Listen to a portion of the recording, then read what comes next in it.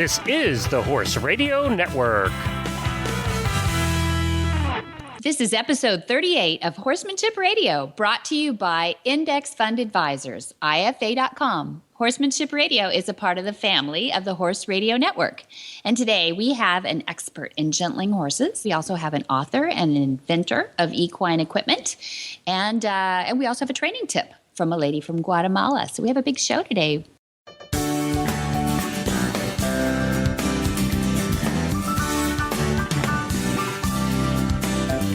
This is Debbie Laux, and you're listening to the Horsemanship Radio.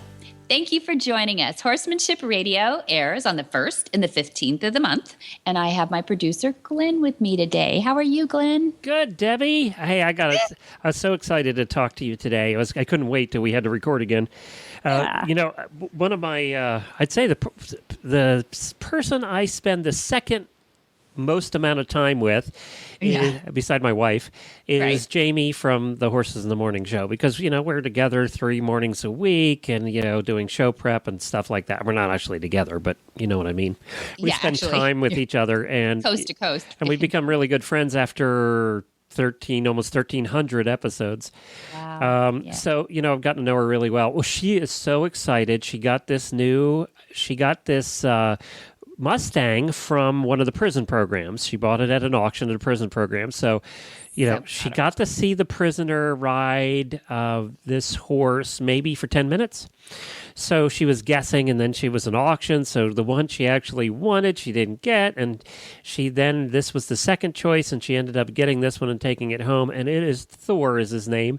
And it has turned out to be a wonderful experience for her. But what's happened as a result of that is her realizing that she's only ever gotten rescue thoroughbreds before, and Mustang's a whole new breed. It is. So she needed to learn a little bit more about that. Now, they do come from the prison program. They're at least saddle worthy at that point, and you can get on them and not get killed. Right. Maybe.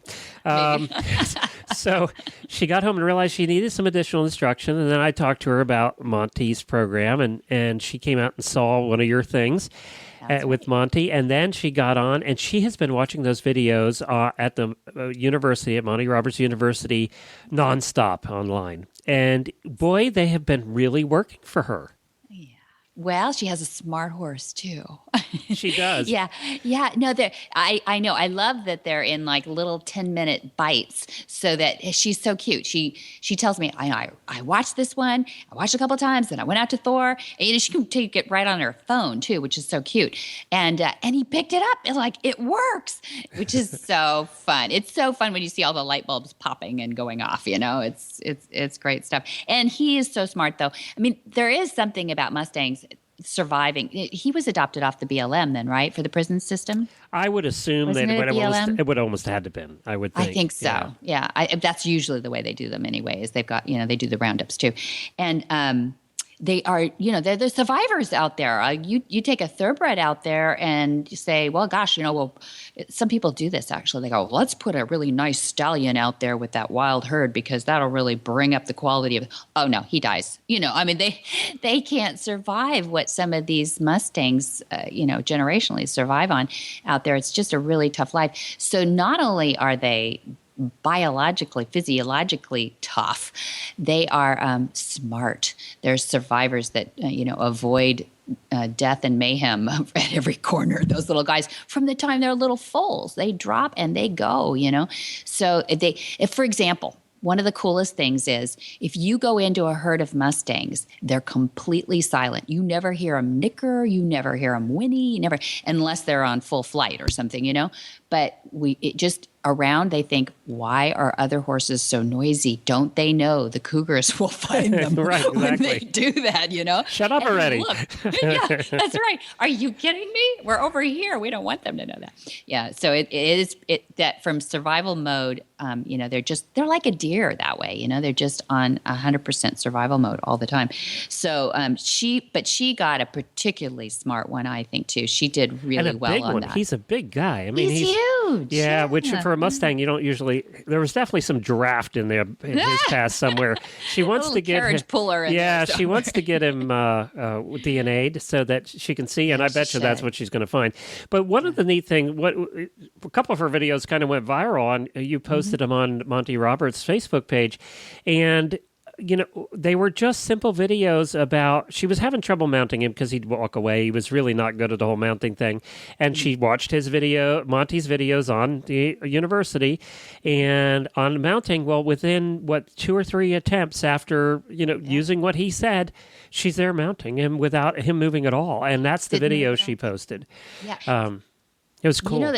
That's what I told Jamie when we went to Camp Verde in Arizona and we met her there. I said, do you know the number one reason for getting hurt on horses? And a lot of people think bucking or anything, but I think she got it actually.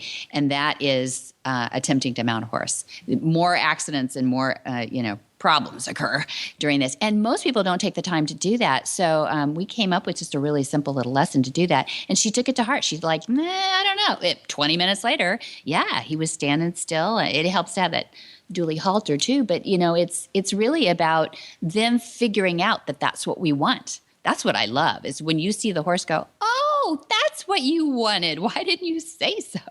And I can do that. I can come over to that mounting block because the mounting block gives kind of an anchoring thing. But there's lots of stuff in there like that too. She used the trailer loading lesson too. Yes, she did. Yep, that's right. Mm-hmm. And there's some great tips to that too. And that I don't know why other people haven't figured it out, but you just got to work with the nature of the horse. And when you figure out what helps them figure out what we want, then everything is really fast and easy after that. So that's a lot of fun. Well, you have a new convert, and if somebody listening wants to check out the videos, what do they do?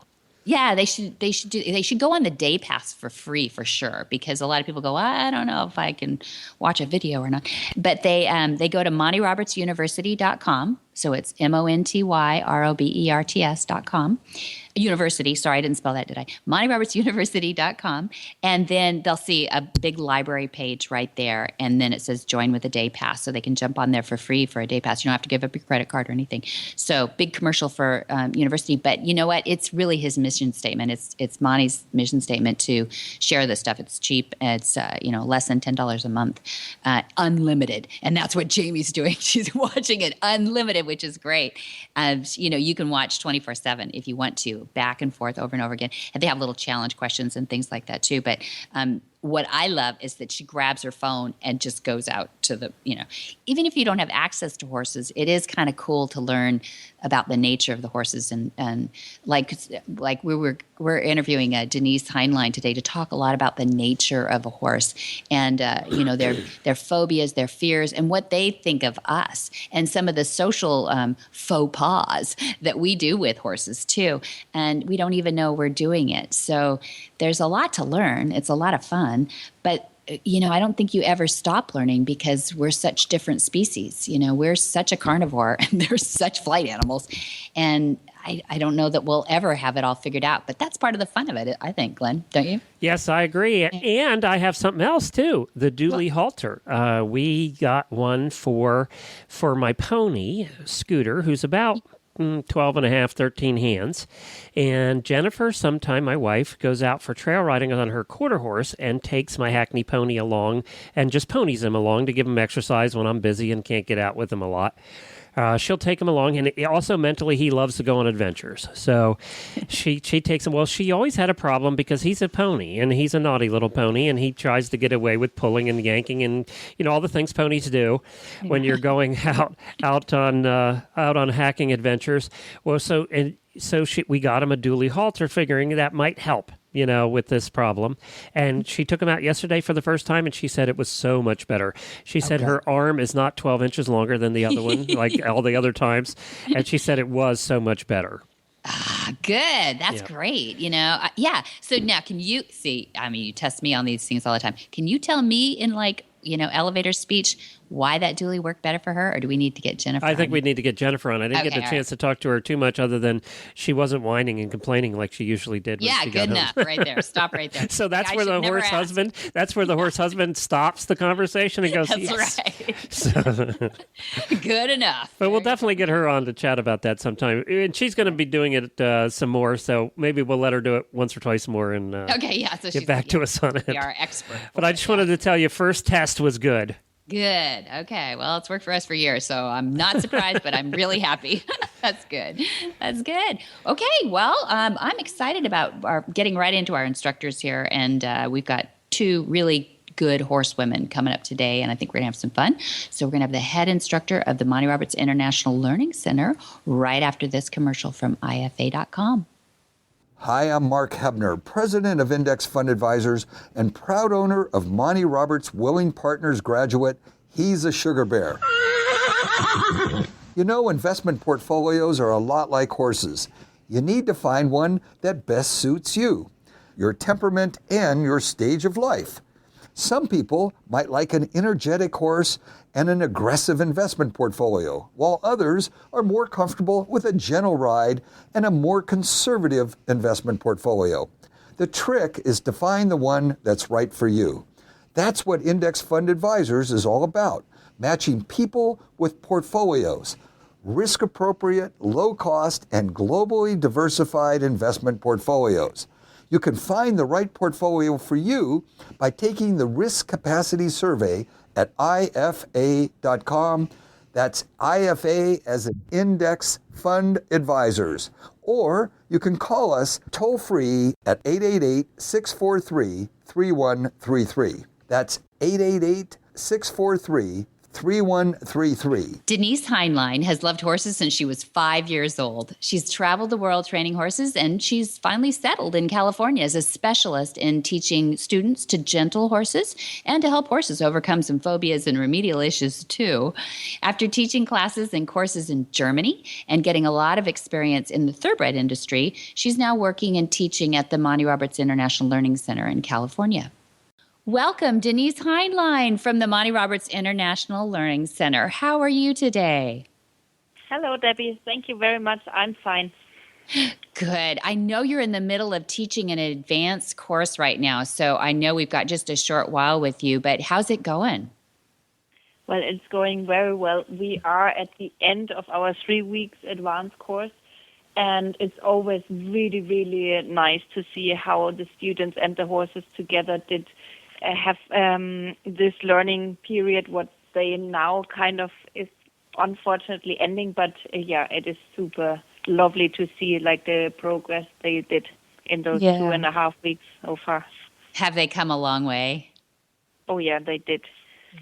They did. They learned a lot. I mean, especially with those young horses and some of the untouched horses, they will teach the students a lot. So we only have to guide, and actually the horses will take over the teaching for the students. You don't have to do that much. Ha ha ha. I'm sure you're helping in there, but you're right. The teachers are the best. So how many horses did this class end up working with that you have there? At the moment, we have, I think, 7 starters. So each student, where they have their own project horse for those 3 weeks, so they can work with their own starter. But at the meantime, we're gonna rotate the horses for every session, so they have the possibility to work with as many different characters of a horse as possible. But yeah, we have 7 starters and 5 untouched horses.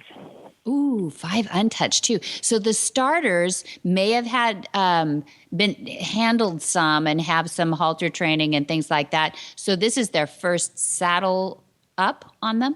Is that what that means? Exactly. So they normally never had any tech on them. So mainly they are halter broke, what we call that they be able to be led around on a halter, but that's it. I mean, most of them are young horses, so it's the first saddle and the first long lining what we do, and some desensitization work, and everything what the students learn, and also for the horses that they have a a good start so for their future life.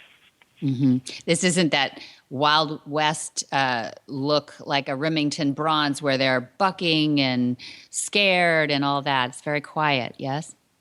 It is very quiet, but still, it's more for some. I mean, barking with the first saddle is just a natural response. It's true. So we do prepare the horses as by step, so that either the horse or the student feel safe, so they don't feel overwhelmed with kind of the next task, what we ask them to do. But some bucking, yes, we get some bucking with the first saddle, because for the horses it's just a natural thing. So they have something tied on to their back, and the natural response is like to try to get it off. But in that moment where they realize that there's nothing to worry about or it doesn't hurt or anything, they get through that stage pretty quickly, and then they accept it very well. That's nice. So I just was thinking, I'm putting myself in the student's position here, and I can imagine somebody out there asking, oh my gosh, you mean I have to ride this horse on its first saddle going on? Is that what the students do? No. We don't ride the horses here because we don't know the levels of the students, and we are teaching mainly the groundwork, so how you can prepare the horse for the first ride. But none of the students have to ride the horses, or actually are not allowed to ride the horses. Yeah. to be safe. Yeah, that makes total sense. So you're learning basically the starting process. Now, I imagine, though, if you're a potential owner of a horse or you ever want to deal with a horse that's never been started before, knowing this process is probably a healthy thing anyway, even if you end up taking it to the trainers. Is that what people do sometimes? What do they do with this information? Well, a lot of those students which are coming to the advanced course, first of all, they have to have the introductory course exam to be able to apply for the advanced course. So they have to go through the first level of education, what we offer here in the Learning Center, or all the instructors worldwide offer. So the first step, and then when they successfully did go through the introductory exams, then they can apply for the advanced exams. And so far, they have a very much interest in the work, and they would like to see how they can further apply it to the horses, and like how to teach the young horses. And yes, we have all different kinds of. Some want to work in a professional field with horses in the future, and some are just very interested in horse behavior and want to learn as much as possible about the horses. So a lot of these people might go on to be either trainers or teachers even. That's the advanced, yeah. So who takes the introductory courses then? Is that a broader type of student, people that are just the have introductory course is open for everybody who is interested in learning Monty's concepts. So it's just a 2-week course where it gets really in depth of the principles we are working with. So the non-violence, the join-up, long lining, desensitization, and all those methods. And it can be done or ended with the exam. And after this, most of the people, I have to say, because when you once get a glance of how amazing it works with the horses and what kind of connection and partnership you can create in that kind of method, then most of the people want to come and keep working and keep or try to understand even more about the horses. So that's why it's fascinating. We get a lot of the introductory students to follow up in the advanced course. Tell me more about the horses that this advanced course gets to work with then. So now you've got starters, about 7 starters, I think you said. Yep. Yeah. And what about the wild horses, the horses that are brought in for gentling? The wild horses, all the horses, or most of the horses, let's say it like this, what we are working with at the Learning Center are from rescue places, so equine rescue centers, and we cooperate with them. So if we have different classes coming, I'll contact the rescue centers and ask if they have the right course for the course. So like the starting horses, young horses who are halter broke but not settled or nothing worked with, or if they have any horses they can't touch or get close to them, then I can say, please, can you bring those two, because then we can help you to put the first halter on and the first leading and grooming, and what's also very important to kind of get the normal care done, so like for the hoof and everything, because it's not natural for the horse to like be happy with picking up their feet and trimming and all that. So yeah, we get them mainly from rescue centers. That's great. So they stay there about a month or something while these courses are going on, and people get to work with them, yeah? Exactly, yeah. Yeah. That's a wonderful relationship that you have with them. That I'm sure that they don't mind it as well. It makes them more adoptable. Yeah. That's cool. It's a win-win situation for everybody. Yeah, very good, very good. And now I understand that you have developed, one of the reasons I wanted to talk to you today, you've developed a new course there that sounds fascinating. I'm fascinated because I know that it's harder and harder to find untouched horses or horses that really are not, raised up from the stalls and domesticated as they are so much in Europe. I mean, you can't find the wild horses. So you've got this course. We've talked about it on the air before with Jamie Jennings, who's a co-host of Horse Radio Network, Horses in the Morning, and Monty Roberts. But you actually created the course. So I would love to hear what your thought process was to create something that you're not already doing there with the advanced course or the intro course. Tell me about that. Well, I thought about it because, in my opinion, like those horses, like the wild horses, they teach you actually the most. And they teach you so much about how you have to be in control of your own body, your own mind, and the breathing and everything. It brings you in the moment right there, because you cannot, it's kind of almost a meditation state, because you have to be so extremely observant with yourself, because the horses, they will pick up everything. And that's the beauty about those wild horses, because they teach you exactly, for example, only the use of eyes. Our domestic horses, they are so desensitized to our human body movements that they don't really react to it anymore. They've learned that it actually has nothing to say, or we don't talk with our body to them, because they are just like, oh yeah, she's waving her hand. That doesn't mean anything.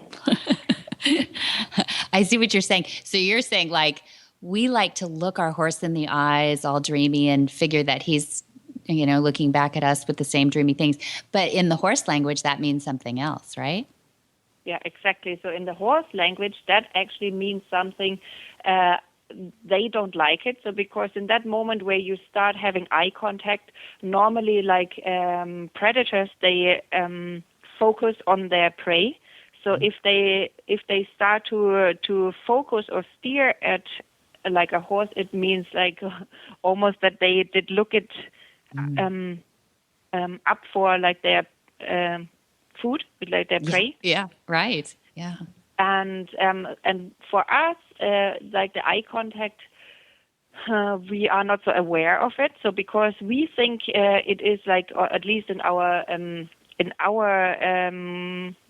how is the word? Not community, but civilization.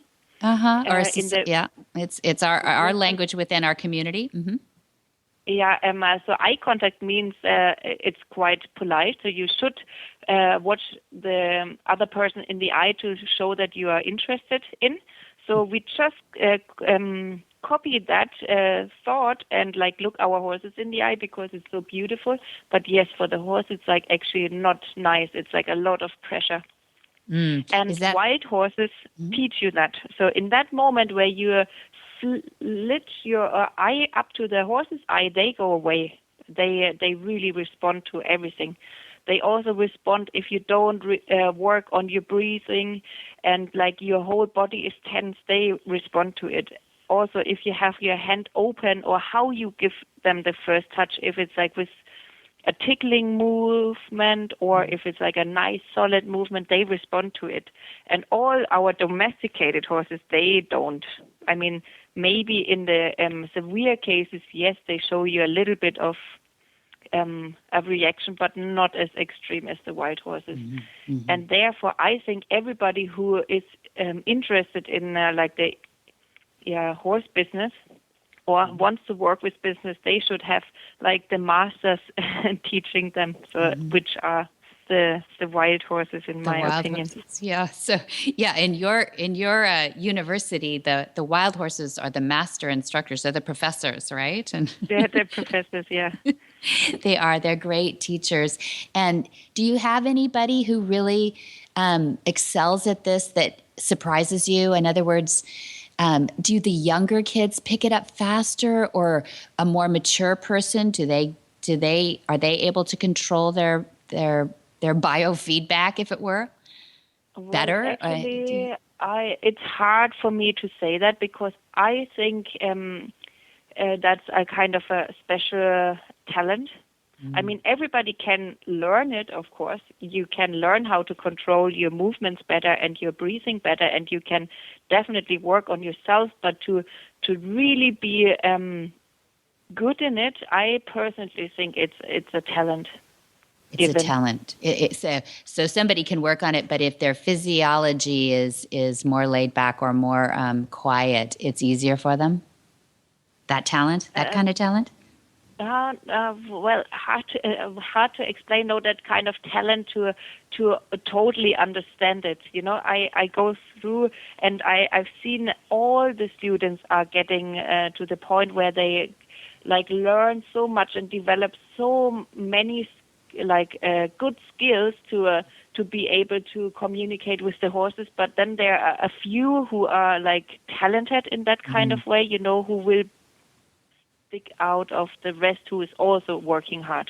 I don't know if... No, I think everybody recognizes. I think that's really true. We all know people that just seem to be so much more comfortable with animals, and it's not just a learned response. I mean, the cool thing is what I've seen you do is you actually can teach everybody to get to a pretty proficient level of that, even those that are a bit nervous around horses, right?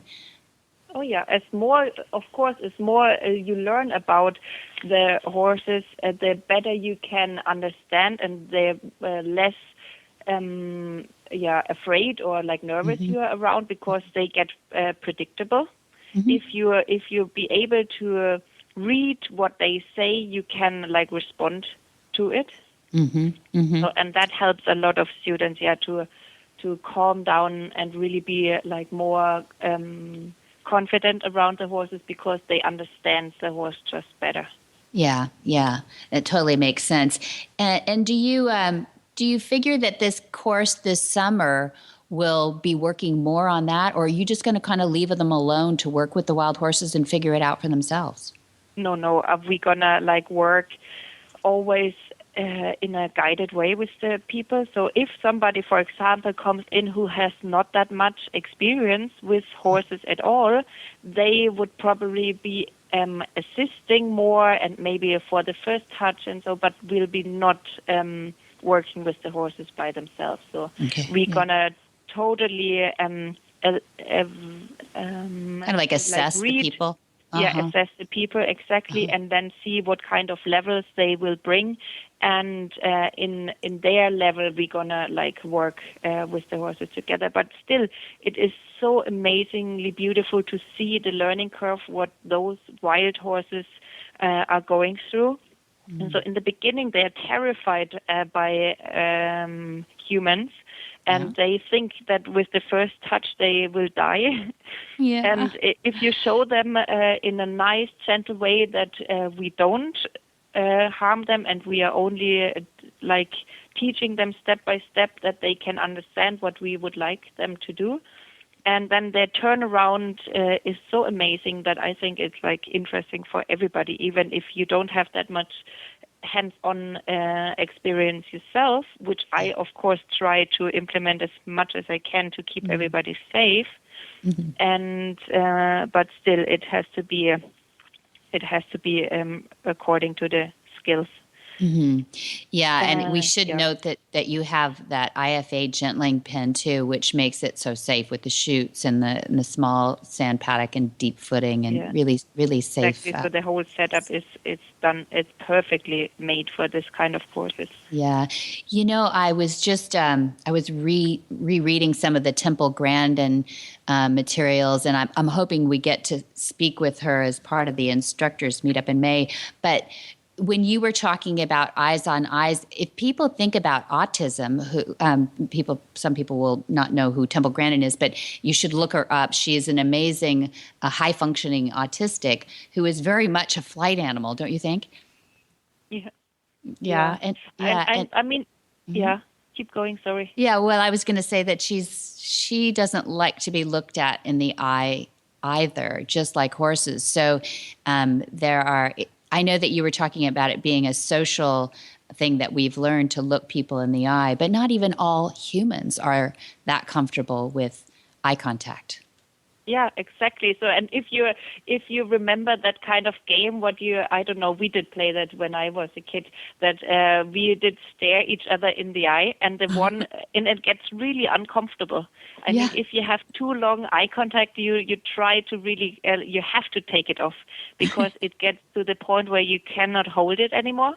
I forgot about that. That's right. Yeah, we used to challenge each other as kids to kind of who is stronger and who can hold the eye contact longer. So, yes, you're totally right. It is also not very comfortable, like to have constant piercing eye contact for the humans, because normally, if you think about it, every human takes their eyes away, even when you talk to each other, like regularly. So you don't keep it's getting a little bit funny if you have funny. Somebody who stares at you too long.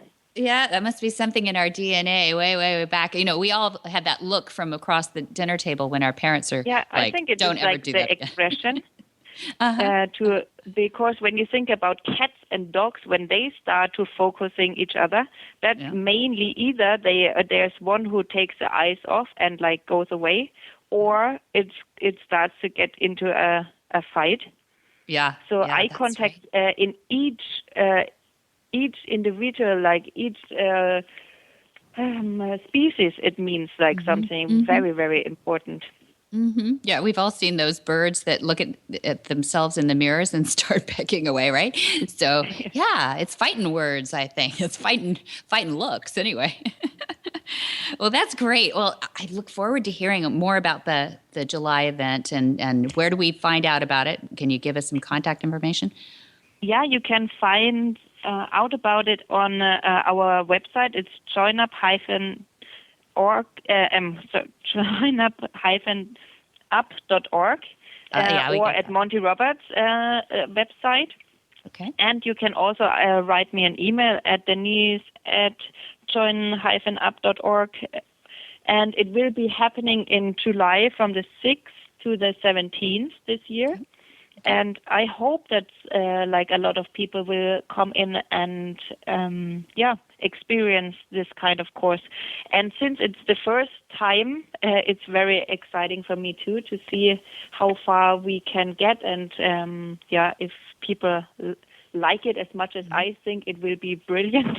Yeah. Maybe I'm thinking only for myself, because I love it so much to work with these horses. I've seen a lot of people out there working in the gentling pen, and it's emotional even to see these horses kind of just finally relax and realize that you are going to partner with them and not kill them. So it's a really cool thing to observe. Yeah, everybody should see it. We even have the soldiers, the ones that are suffering from stress disorders down there, in a safe environment. So that there's a therapeutic quality to it as well. It's fascinating too.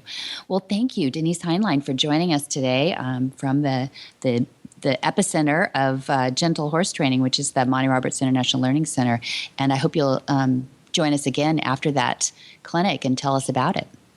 Yeah, I really wish that you give me the possibility to talk about it, and then let me share all the fantastic moments, which I'm pretty sure we will have. And so it was a pleasure talking to you, and thank you very much for the interest in this Gentling Wild Horses course. And I think it's going to be fantastic.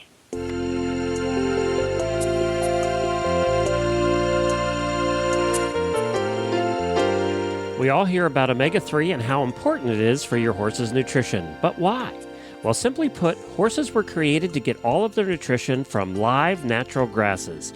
Omega-3 is an essential fat found in many types of live grasses, and it's critical to the horse's health. If they were living on live grasses 24/7, they would be receiving enough omega-3. But in today's world, most horses are fed commercial feed and forage as their primary nutrition, and most of these are lacking in omega-3. That's where Omega Fields comes in. All of Omega Fields' flax-based products provide a balanced, essential profile of omega-3, 6, 9, and may be helpful in alleviating problems related to skin, coat, hoof, joint, and sand colic. One of Omega Fields' terrific products is Omega Horseshine. Omega Horseshine is an omega-3 stabilized ground flaxseed supplement for horses to help maintain a shiny, healthy coat, strong, solid hooves, and top performance for horses in all life stages. Omega Fields provides the best human-grade, non-GMO ground flax that can help horses with dry, scaly, itchy skin, joint pain and inflammation, poor hoof growth, allergies, and more. Don't just listen to Debbie and I. Alexandra, a customer of Omega Fields, says any horse I ever own, I will feed them Omega Horseshine, and I will recommend it to anyone. You can get your Omega Horseshine today at omegafields.com, or just for our listeners, get 15% off using the coupon code Monty2015. All one word, it's Monty2015 for 15% off your next order at omegafields.com. That's omegafields.com.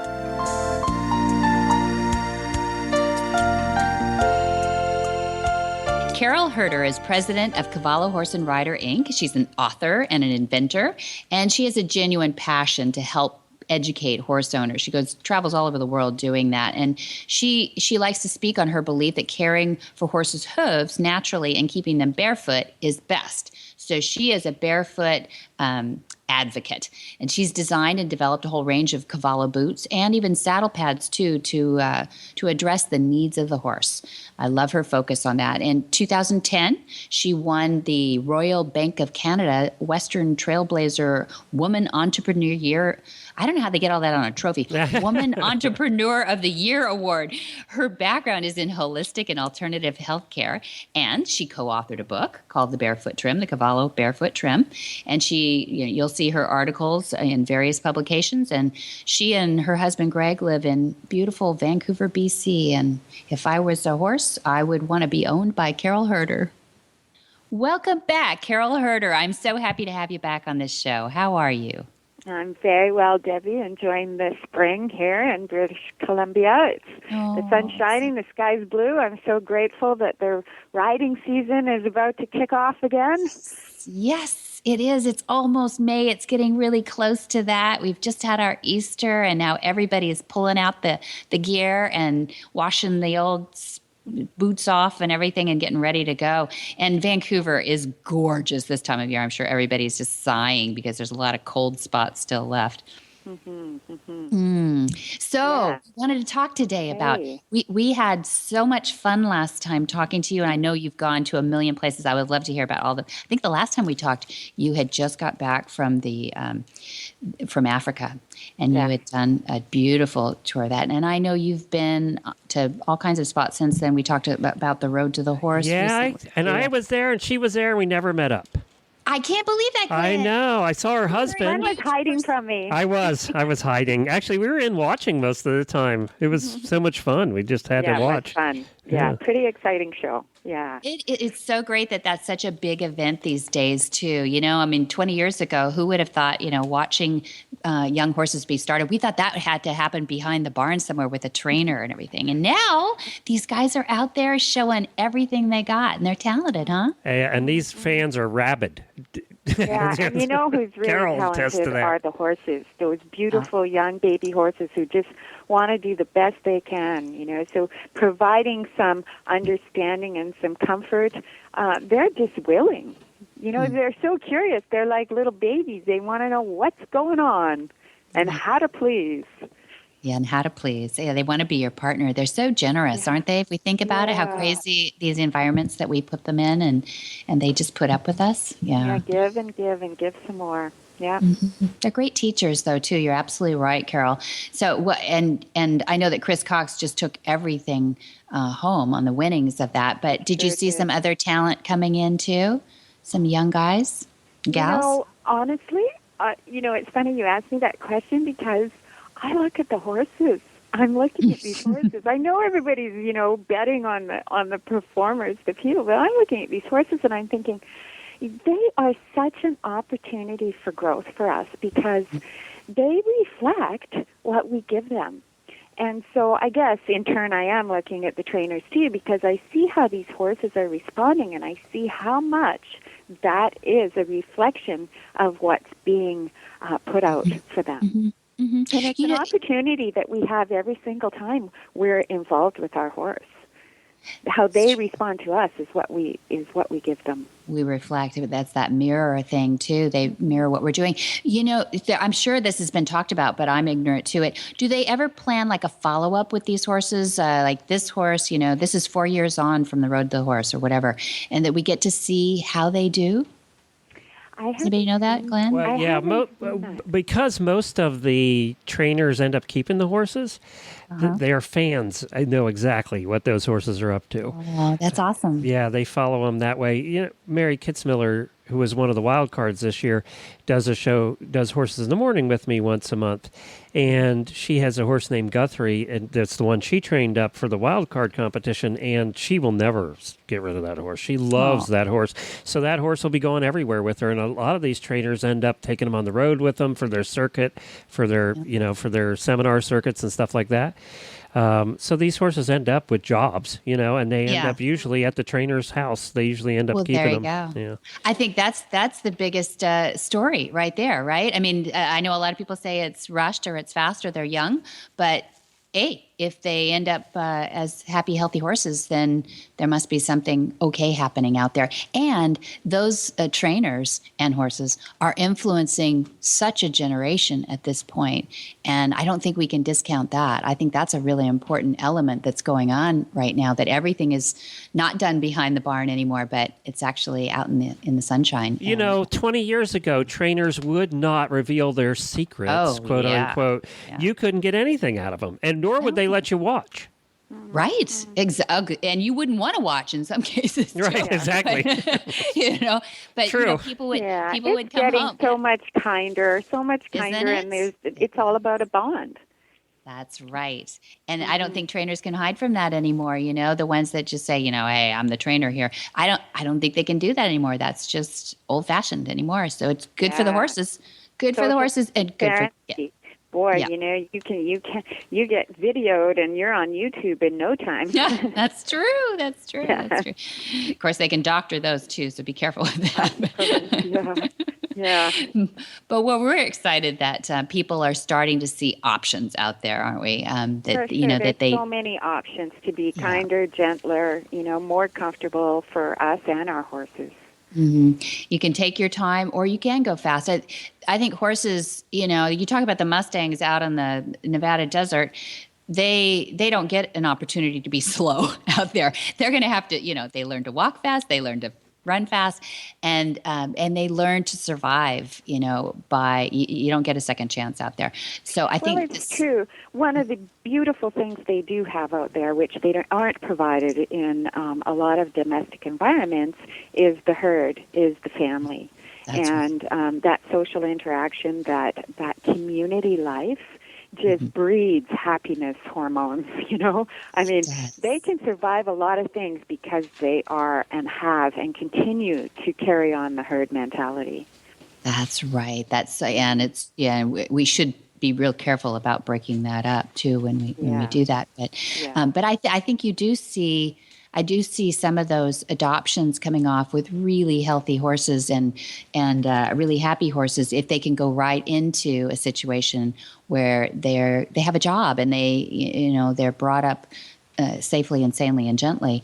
And Carol is related. She knows the story, Glenn, about Dad, Monty, taking these Mustangs literally off the BLM in the Nevada desert, dumped in a sand paddock. I mean, they were put on a stock trailer, dropped into a sand paddock at the farm in about July, late June, early July. And by January 1, they were in the Rose Parade. I don't know if you know how big the Tournament of Roses Parade is on the West Coast, but it's millions of people. It's a lot of viewers, and it's a lot of noise, a lot of silly string, and a lot of craziness out there. And they're very picky about the horses that are allowed in the parade too. Oh, it's true. They're vetted. There is a wonderful lady. We've had her on the show before, but her name is Ada Gates, and she is the farrier to the Rose Parade, official for like 25 years now. She lives in Pasadena, and Dad had to get past her. Oh, yeah, because they want him to have shoes. Borium? They must have made an exception for him, because most of them, they require to have shoes with borium. You're right. That's right. That's right. So I can't advise it for all horses. And now we've got Carol Herder here, who is president of Cavallo Horse and Rider Boots, and there is a reason for that. But talk to me, Carol, about the person who would love to go barefoot, would love to pull the shoes and everything, but knows that not every environment they trail ride in or everything can be without shoes. So they're in this weird limbo land, aren't they? Well, I would say that horses can be without shoes in every environment, as long as they still have protection on their soles. And metal shoes actually don't provide sole protection. They provide protection around the hard area of the hoof, which is already hard, the outside wall. So it's really the sole that's compromised.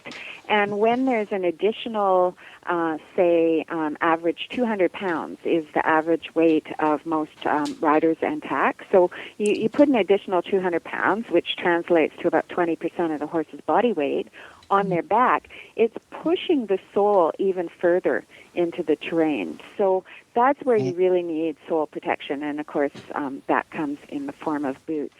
I get that a lot of the concern about taking the leap and pulling off the metal shoes and moving into a barefoot program is about, how that's all going to be. I mean, you still want to ride your horse. You don't want your horse to be sore. You don't want to be limited. You don't want it cumbersome. You don't want to be losing your boots.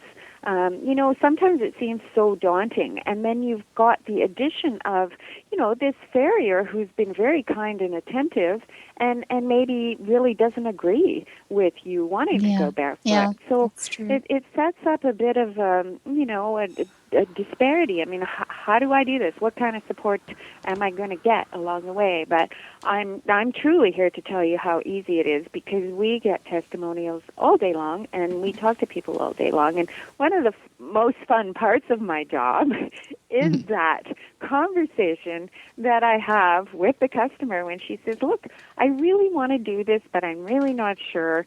And maybe my clan isn't 100% behind me, so how do I do it? And I'm just so grateful that I'm able to say, look, we can support you all the way through. And it's not really difficult, It's and you're going to have a healthy, happier horse as a result.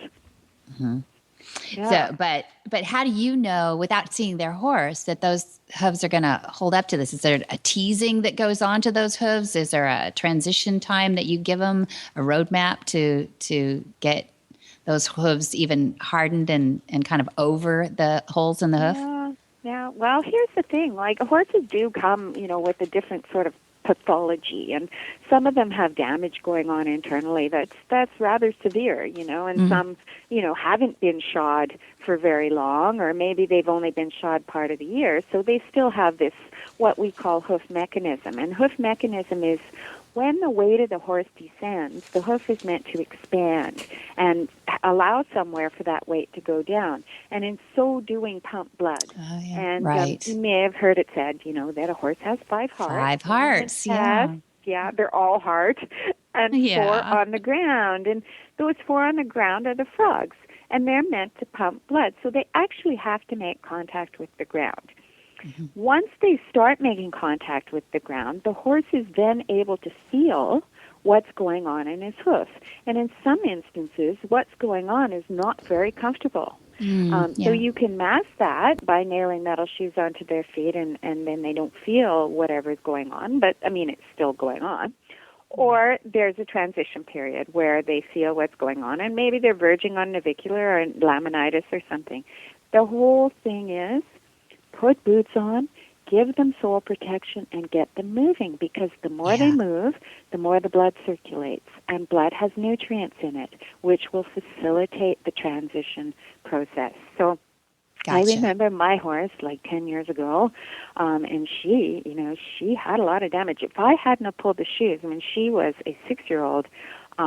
Boy, I don't even know if she'd be around today. So, I mean, she would have been diagnosed navicular with pads and bar shoes and all that by the time she was 12. So there I was, hand walking her up and down the street, trying to get her hoofs conditioned.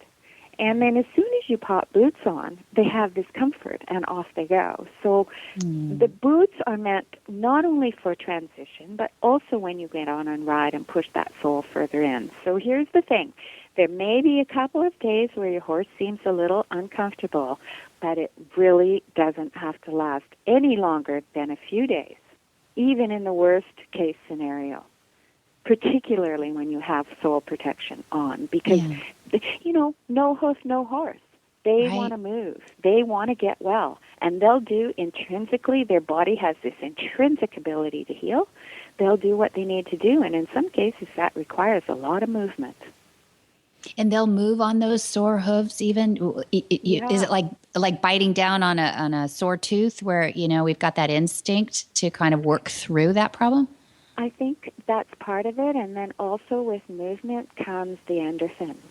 The blood pumping, the feel-good factor. In a natural environment, horses would move like up to 40 miles a day for food and running with the herd. So it's their natural composition to move. Yeah. And when they can do that and exercise this level of comfort, and of course, the more they move, the more comfortable they're going to get. And when they realize they've got sole protection on their hoofs, they tend to move more.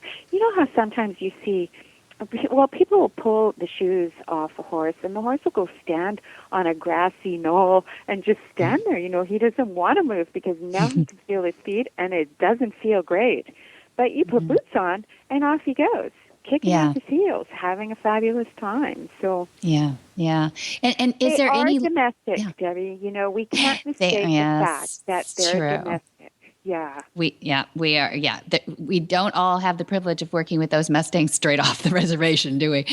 No, it's true. It's true. And I think that they won't harm themselves too. I think a lot of people have to trust horses a little bit more to make good decisions for themselves too. That they'll, right? Well, we wrap them up. It's like we want to wrap them up in some cases, wrap them up into cellophane and put them in a box. Bubble wrap. Protect them, bubble wrap. No, don't hurt yourself. When they're interacting with each other and maybe taking a little bang and a nip here and there, they are the happiest in the world, because that team, herd, interactive community life environment is what they know and love.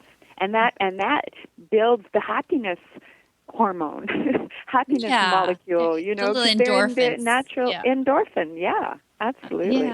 Yeah. Now, do you think I look in their eyes a lot when you're looking for reaction to anything that you've invented for them to be tortured by. But do they ever feel funny about putting those boots on for the first time and flinging their feet around? Do you see them go, what the heck have you done to me?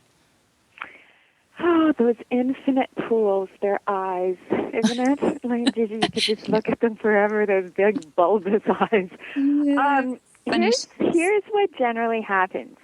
They'll lift their foot, you'll put the boot on, and they'll go, this is interesting, and they'll take a couple of high steps to determine the parameter, because, of course, the hoof is pretty important. If it's compromised in nature, they generally die. So the hoof is really important to them, and they'll take these high steps, and then inevitably the head goes down and the tongue comes out, and they start licking and chewing. Oh, I love that. I love that and adrenaline. The eyes look up at you and say, "Thank you." It took you a while, but I'm really glad you got here. Yeah. Now I know, Glenn, you do driving. You're a driver, and you've used boots on your horses in the carriage. Is there any difference that you've noticed besides, taking care of good feet? But yeah, I mean that's part of we have been barefoot with our horses for a long time. Jennifer trail rides and I drive, and part of where we go, we're lucky enough to live in an equestrian community with 17 miles of trails and 17 miles of roads with virtually no cars. So we can go forever, just without leaving our community, which is perfect. But we go barefoot, so you cannot take a pony out on the roads like that for hours on end without 17 miles, without doing some damage to their feet. So that's why we use boots. And boy, the Cavallo boots are just the best I've ever used. They're so easy to put on. It just takes me seconds. I used to use a competitor's boot, and I used to dread it because it was just such a pain. Awkward. Yeah, it was a pain. And these stay on, and the pony, goes well. And the one thing that's nice about these boots is they're grippy.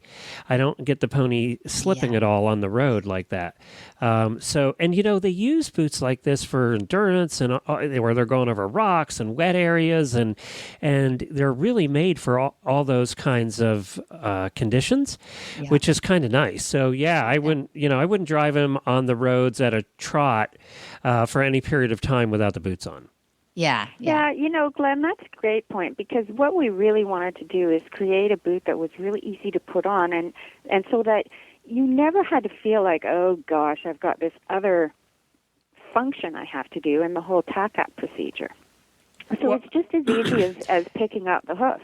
And really, especially with driving, because we got more crap anyway. Yeah. I mean, you have a lot of stuff. We have the harness and the cart, and we got all that stuff. You guys put on a saddle and a bridle, and you're off.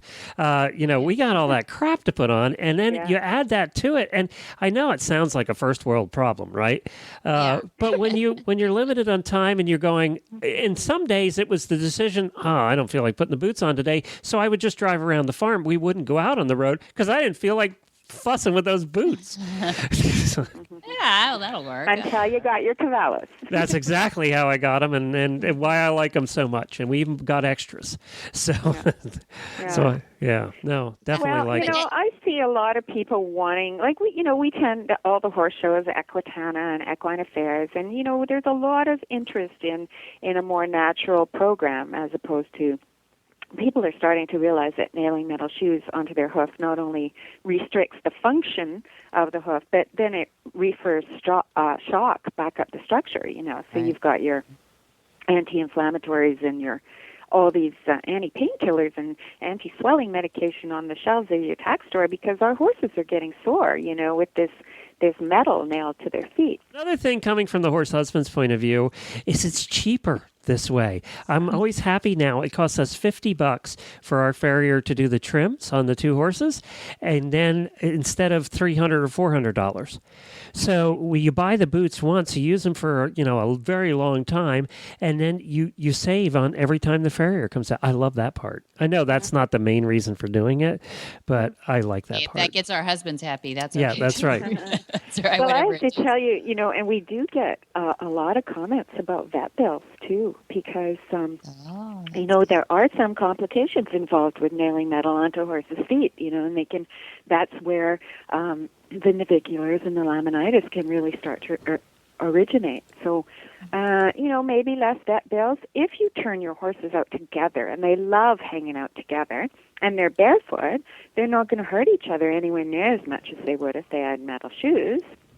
That's so there's all these other extenuating things. But if you have a natural program, a more natural sort of holistic way to keep your horse, you can save on the pharmaceuticals, the painkillers, the anti-inflammatories, and the vet bills. Not to mention the farrier fee. And the farriers too. That's right. And the best thing is people are starting to focus on the feed. It's not just, get a farrier in here. They're that means that you start thinking about feeding for that, supplementing for that, all those things that keep a healthy horse and a healthy hoof. So it's all a good focus. And as you said, no horse, no hoof, and everybody knows that one. But do we really have a plan for that? Which is great. I mean, and Dad loves the Velcro in your boots are incredible. Like we were talking about not flinging a boot off on the trail or anything. Dad thinks that you could actually pull trailers with your Velcro. It is so strong. They stay on, and I think that would be creative. my bigger. Yeah, that's very good. But I think putting them on it really is easy. But I think losing them is that for me it would have been a bigger worry had I not experienced your Velcro. So nobody wants to be out on that trail. Maybe we could end with this, but one of the things that we took a look at because we talked to a lot of people here in the shows and a lot of different disciplines, but what really caught our attention and what, convinced us that we should go barefoot was a majority of the endurance riders doing 50 to 100 mile rides with their horses use boots and not shoes. That tells you something, right? I mean, they're out there for 18, 20 hours in the saddle in a day, and they're doing that. There's something to it. Pay attention. Yeah. That's right. Over the worst terrain you could imagine in many cases. They try, I think. Yeah, exactly. Well, and there's another one, because we have several mounted riders, mounted posses and mounted police force units using boots now, too, because of all the shock and concussion on a hard surface that those horses have to endure. And they find that at the end of the day, the horse is far less fatigued. There's more traction afforded them with the tread on the boot, and they just seem happier and work harder overall. So there's that too, that whole hard surface aspect, even if you're just patrolling a mall. Mm-hmm. Yeah. Well, that's a good point. I mean, if you have to go to work with your horse and bring him inside, it's much better to have the boots on than the shoes. Mm-hmm. That's right. That's a joke, people. That was a joke. Yeah, I was going to say, they don't have segways for horses yet, do they? Yes, Put your slippers on. Pop in the mall. Nikes on.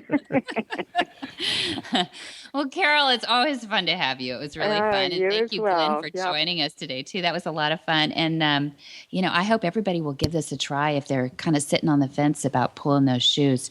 Just for a season, give it a try, and I think your horses will smile. It'll be nice. And absolutely, do contact us because we have the girls are sitting here waiting to help you through the process. So we'll help you with sizing, we'll help you with fitting, we'll help you with any of the concerns you might have. That's nice, too. We'll put in the show notes your website. What's the phone number, Carol? Yeah, toll free is 877-818-0037. Okay, and do you want to name the website, too? Cavallo-inc.com. Next up, we have our trainer's tip from Katie Cunningham, who's an expat horse trainer from England originally all the way to Guatemala, and she is reducing violence for horses and their training there. And she's going to talk to us about tricks for being 100% present with your horse. I would like to talk a little bit more about how we use our body when we're with our horse, more about observation of our body. I think that we can do more to prepare ourselves.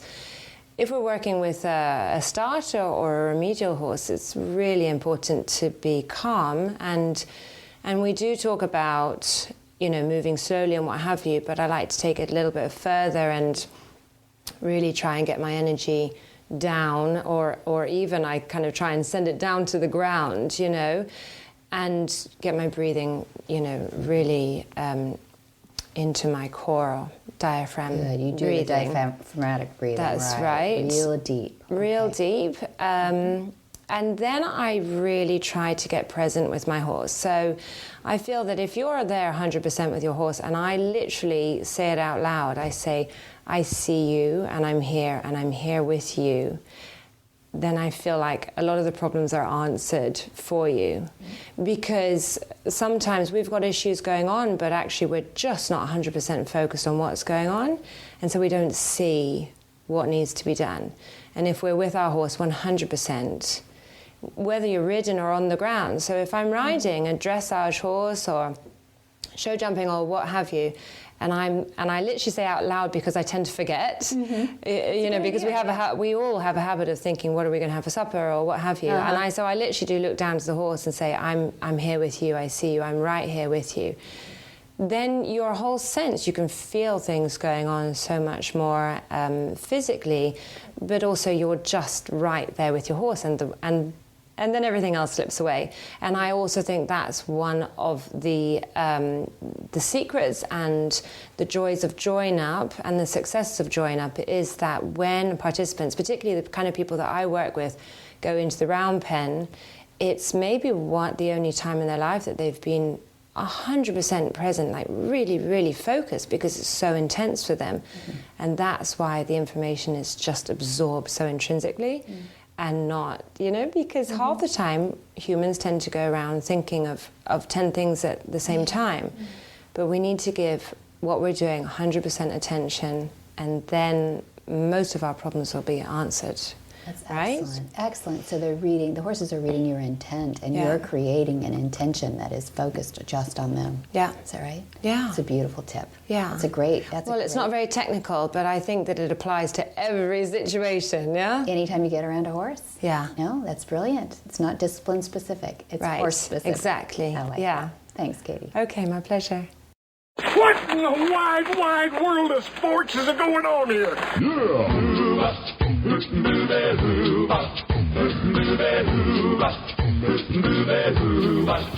Where in the world is Monty Roberts?